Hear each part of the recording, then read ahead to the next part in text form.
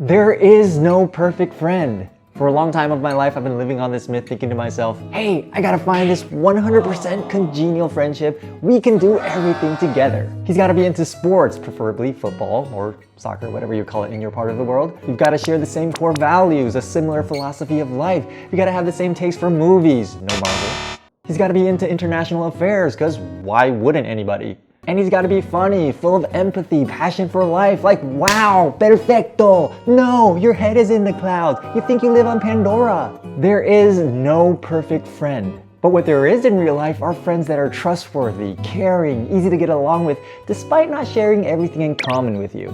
And if you think about it, actually, friends with different fortes and interests is interesting. They help you expand your horizons. You can have friends that you hang out and talk nonsense with, friends that you go out to the movies with, friends you do sports with, friends you discuss about world peace with. Everybody love everybody! Come on! Friends you sit down and have a long heart-to-heart with.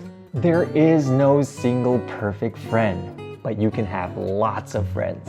The same is with your husband or wife. There is no single perfect soulmate, but you can have lots of. You have one partner. You may have many differences, but as long as you share a similar view of life, you have some key things in common, your dissimilarities complement each other, and most important of all, you love and respect one another, then consider that perfect. Friends, family, loved ones are an irreplaceable factor to personal happiness. For the past couple of months, I've been reading several books about psychological counseling, treating depression, PTSD, how the brain works, the science behind happiness, la-di-da. And within this book, this book, this book, and this book, well, they all come to one conclusion, or at least mention one thing in common, and that is connection is the key factor to healing, recovering, and happiness. And you'll be pretty alarmed to know the numerous things breaking our connection in modern society.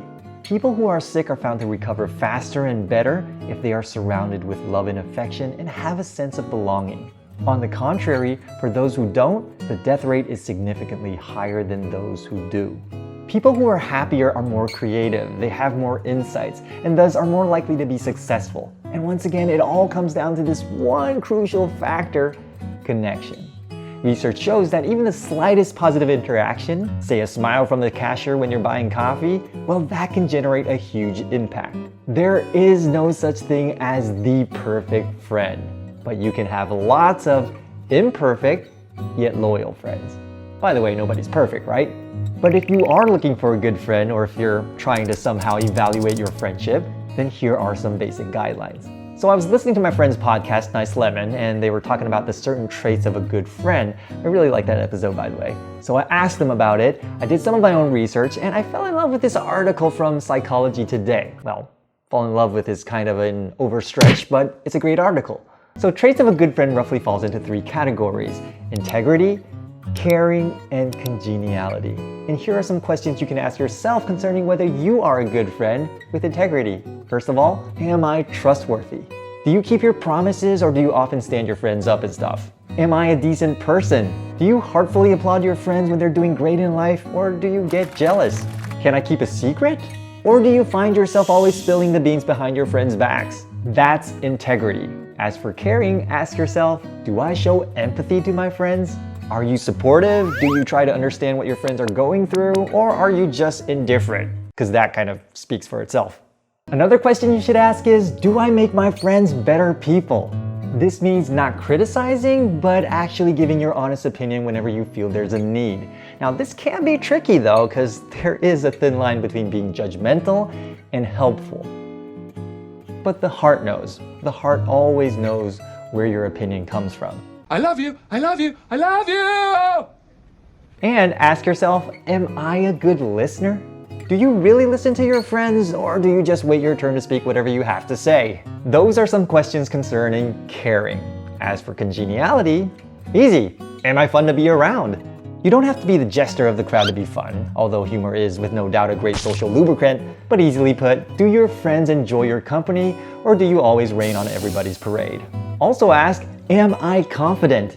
In contrast to what most people might think, oh, he's so confident, so that makes me relatively unconfident. Well, actually, confidence is contagious. People feel more confident when they're around confident people. Still, thin line between confidence and cockiness. Watch out there. Last, do my friends feel comfortable being themselves when they're around me? If your friends feel they have the pressure to be someone else when they're hanging out with you, well, maybe you're not such of a good friend after all. So those are some questions you can be asking yourself or use to look into a friendship. Did we just become best friends? Yup! Connection is the key to happiness, and happiness is the key to healing, recovery, and success.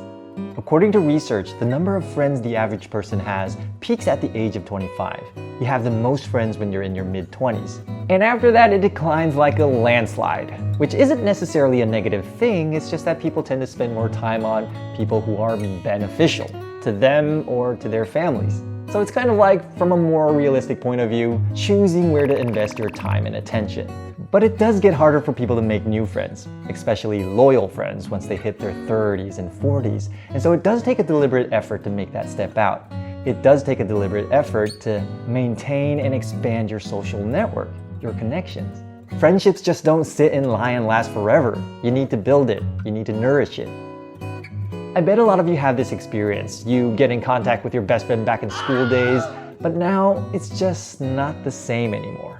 You both moved on from that point on, you both live different lives, you have different views of the world, which developed through time that you didn't keep in touch. And so it's like in Elva Shell's lyrics, you've become the most familiar stranger.